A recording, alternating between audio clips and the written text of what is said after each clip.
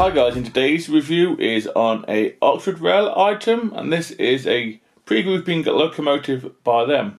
So in 2020, January 2020, Oxford Rail announced that they would be doing the Lner J26 following the success of the J27 at the same tooling, so it made perfect sense. When they were announced, I was hoping that one day Oxford Rail would announce they would be doing a pre-grouping livery J26. And they have. They announced, I think, January 2024, somewhere around there.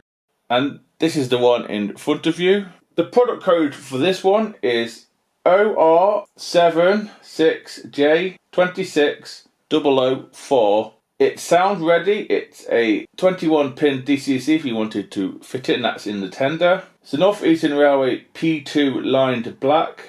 So it's Era 2. The running number is 1678. And from here she looks like an absolute stunner. I will tell you the price at the end. So let's get in the review and see what it's all about, shall we? And is she any good? So let's start in the usual places on a model review, and that is the detail bag and the operating and maintenance manual. We'll start with the detail bag. It does come in a resealable bag, which is always good. You get etched metal number plates for the side of the cab. You also get some fireman tools, which seem to be on a sprue and they seem to be metal. There's also two lots of chain link couplings, 3 links. They are in there as well. And you also get an alternative drawbar between the loco and tender. The number plates have been painted as well. So onto the manual. On the front of the manual, it tells you a little bit of history with a period photo of a North Eastern Railway P2. I'm hoping Oxford Rail have laid a hint here with the J25 or the P1 by the North Eastern Railway. They do mention that. Again, it would make sense if they have one planned. The centre 2 pages is how to fit your brake rigging and couplings, which I believe should come factory fitted from the factory. Also about running it in, which I normally do mine 45 minutes each way on about 30 on the Gauge Master Combi, but that's just me. Also tells you do not use household lubrication and do not apply it to the motor itself. And then it shows you the points where you should oil it or lubricate the locomotive. Then the page next to that is about removing the locomotive body and the DC socket location. The DC socket location is in the tender, and it's just 2 screws you take off and the tender should lift up. As for the body removal of the loco, it doesn't tell you how to do it. I have read the instructions, it doesn't tell you how to do it, which is a shame. And then you also have the locomotive adjustable drawbar, which is in the detail bag. Again, it's all explained in the manual. And then on the back we have hints and tips if your locomotive doesn't run, the locomotive body maintenance, track cleaning and TV possessors. Again, it's all common knowledge, but it's nice to have it there if you want to go back and troubleshoot. Safety notice, and then we have about railway controllers. Again, it's saying do not use older controllers. I'm guessing this model has a coreless motor. So as we move on to the front of the locomotive, this does have metal sprung buffers, and the buffers are round as well. Usually sprung, it's a good touch. We also have a front coupler already applied from the factory. It's an M-pocket one, and it's a small one as well. And we have some guard irons as well to knock stuff off the track. The buffer beam and shanks are in a red. There's 4 rivets holding the buffers on in a circular shape. And there's a few other rivets on there as well. We also have a metal hook in the centre. Again, that's in black. That is for your 3 links that are in your detail bag. We also have some writing and numbers. We have the class of the locomotive, which is the P2 under the North Eastern Railway. And we also have the number in the correct font, which is 1678. Moving on up a little bit, we do have 3 lamp irons. There's no rivets on the running board. The running board looks to be in a matte, and it also looks to be die cast as well. If you look either side of the smoke box door, you can see some pots. I think they're lubrication pots or sanding pots. They have been lined as well in a red lining. There's a separately applied smoke box dart. We have the whole front in a matte. Nothing's been picked out, and then we also have a handrail at the top and a lamp iron, and then we come to the separately applied chimney as well. Now as we move on to the side of the locomotive, there's only one difference that I can see, and I think around the other side, I think we have the reversing rod round there. It goes from the cab down to about the middle driving wheel. If not, I could be wrong, it's something to do with something in the cab. But as we move on back round this side, the other piping that goes from the cab into the splashers, that could be the reversing rod if the other one isn't. So I do apologise if I have it wrong. So as you can tell by looking at it, the front where the smoke box door is and the chimney, that's definitely in a matte, and the rest is in a gloss livery. It's very shiny. This one's in its Era 2 condition, so it's mainly black. We have some red boiler banding. It goes red, black and red. And then we have a gold strip at the front near the chimney. We even have it on the splashes as well, and even some lining on the running boards and steps. There's also a hand grab on the boiler as well that seems to be separately applied. Looks to be a metal part. There is some inside motion that's been picked out in red, much like the J27 that LIVERY will do. Again, all this lining is superb. Everywhere you look, you can see the red lining. And there's a few washout plugs dotted around too on the boiler near the cab. The chassis itself, or the sole bar itself, is die-cast, and like I said before, it is lined, even the cab steps. We have the rods in the correct colour, which is red, with some linkage, which is in metal colour. The axles have been covered up on this loco. They weren't on the J27, but they have on this one. It does look smarter for it, and I believe we have some lining on the wheels as well. There's also some brake shoes and brake gear, and there is some sanding pipes all lined up, and I believe if you look between the wheels there may even be some detail from the fire as well down there. This is a Wurzel design, and it is a 060, and under the Lner it was classified as a J class because of the wheel configuration. Now let's move on to the cab side. So again, this cab side does have lining on it. You see it on the steps, you see it round the cab, and you also see that lovely number plate that's been printed on there, crisp 1678. If you wanted to put the metal one on, you can there in the detail bag. We also have some hand grabs and rails along the side of the cab too, and going up. And then we also have the glazing that's in the cab. Now as we move on to the part that most people look forward to in a modern day steam locomotive review, and that is the cab detail. So this model doesn't have a flickering firebox or anything like that, which isn't a bad thing. It keeps the cost down. Where the firebox glow should be, they have painted over with silver so the doors are shut, which is a great idea. The inside of it is cream. Inside of the cab, that is cream. We have a metal foreplate between loco and tender. We also have some lovely wood planking on top of the roof of the cab, which is great. Again, that's in the cream, but Ultrarella got into some trouble with the planking. It looks really nice. Everything in there is painted, may I add. We have water gauges. We have a handbrake, I think. We also have a regulator which is painted red. The dials itself have a white background with numbers. Again, this all looks great. We have copper piping, we have silver piping, we have hand wheels in there, and then the back of the cab front is in black. And I think we have one or two glazing bars around there, which again, they don't bother me. Once it's going around, you see it. No, they have a black and white feel inside the water gauges as well. We have cream seats. So Ultrarella have gone to town on the cab detail, even though it doesn't have a flickering firebox. Moving along to the front of the tender. So the front of the tender does have the usual fireman's tools, which is, I think, a water handle scoop or brake. We also have some wood to stop the coal coming out, but there's a tiny chute as well. I believe down below the foreplate there is some buffers. I don't know if they're sprung or not, but the tender does have buffers at the front. Again, it is a highly detailed tender. Now on to the side of the tender. So as you can tell, like I said before, this is in the Era 2 condition and livery. So we have the northeastern font and lettering on the tender again. The tamper printing on this is fantastic. We have the NER. We also have some red lining around the outside. And again, we have some handrails at either end of the tender. If you just look up a little bit, you can see the coal grabs, coal rails are see-through, which again is a great touch. And I believe the tender is made out of plastic.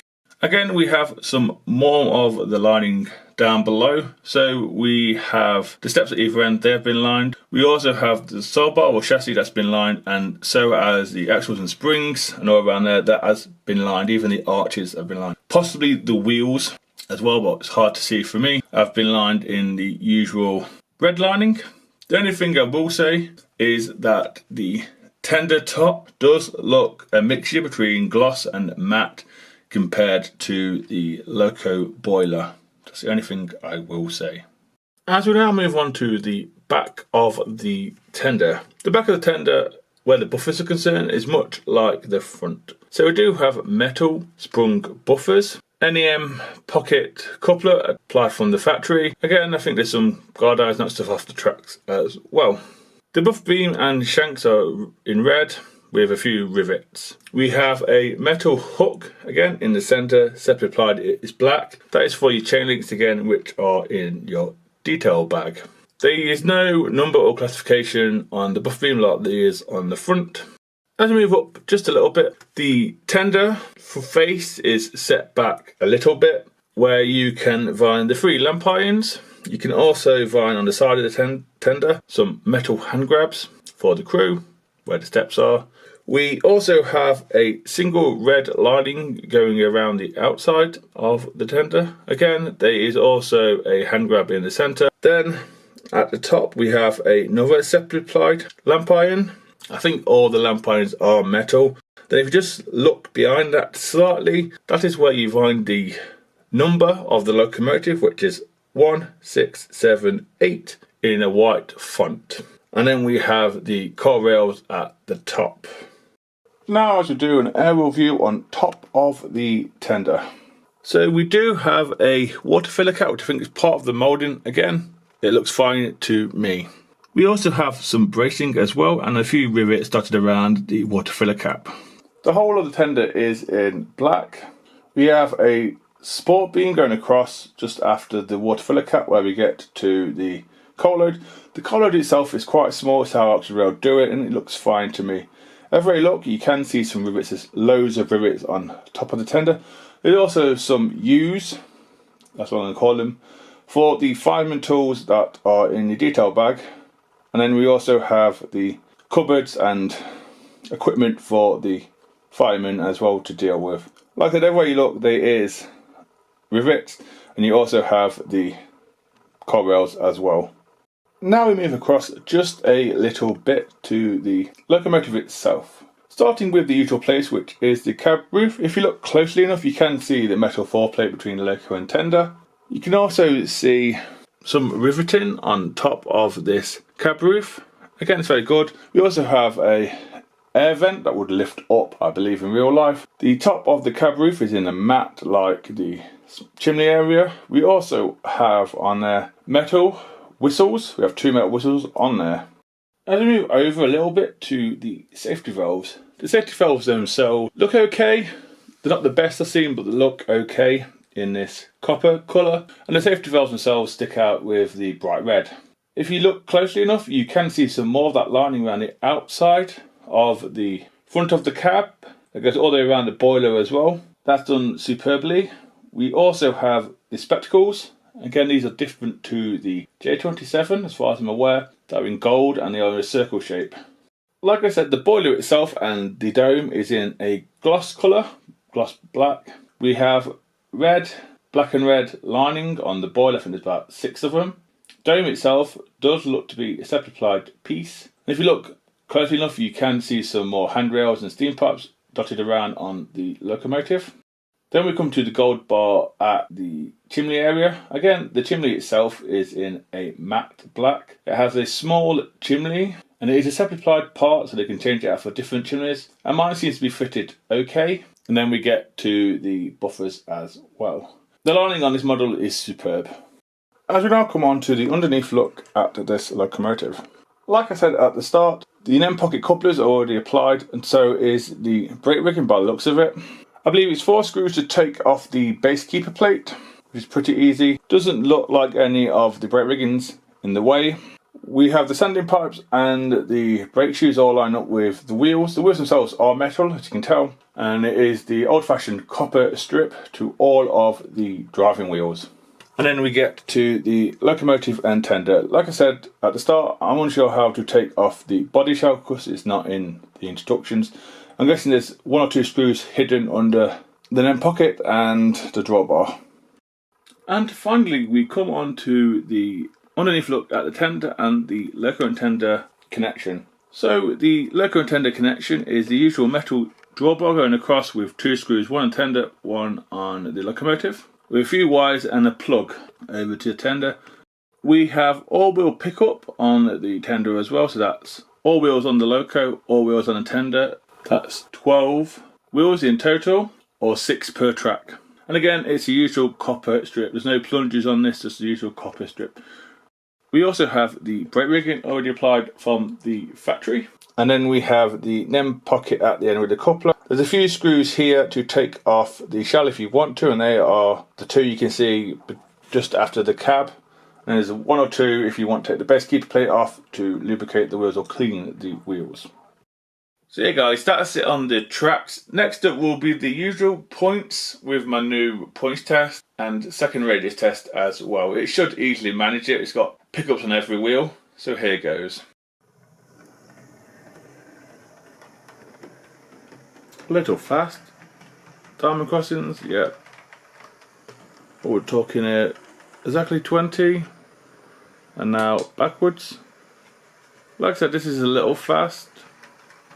It can do about 15, but it gets stuck on the diamond crossing. But there we go again, 20.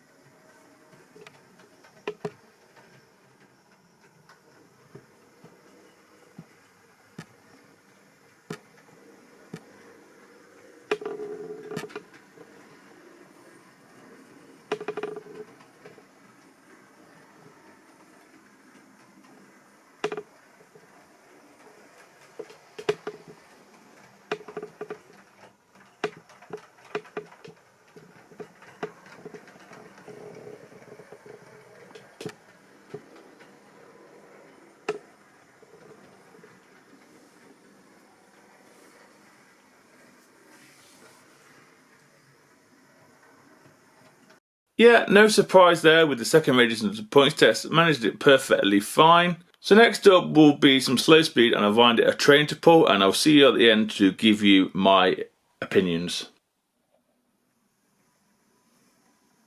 Pretty slow.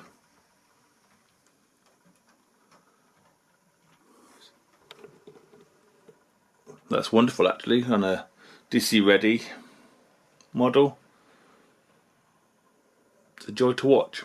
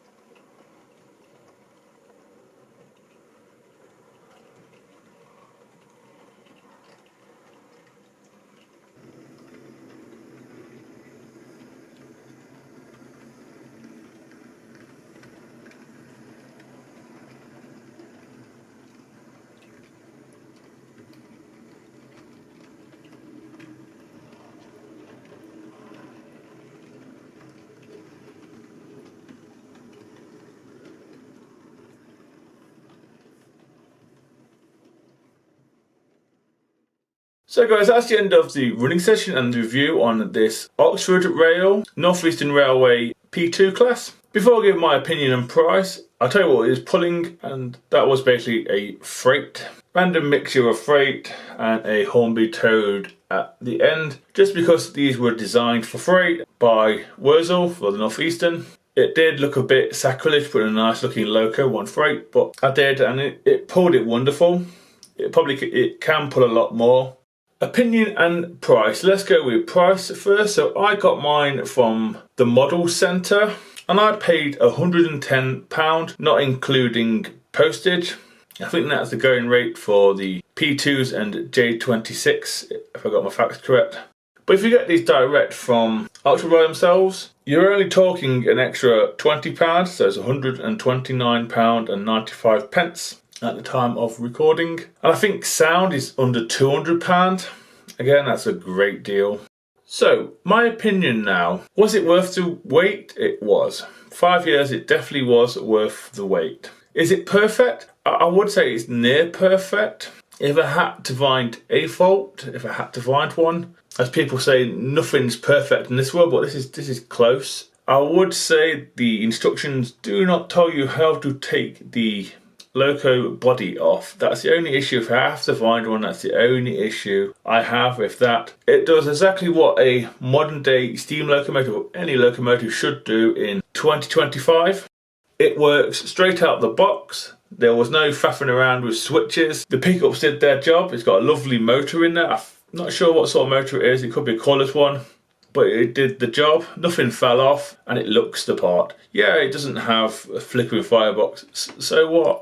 It's an affordable model that looks nice in many liveries that Oxford Rail do. Just like the J27, that was a lovely model as well.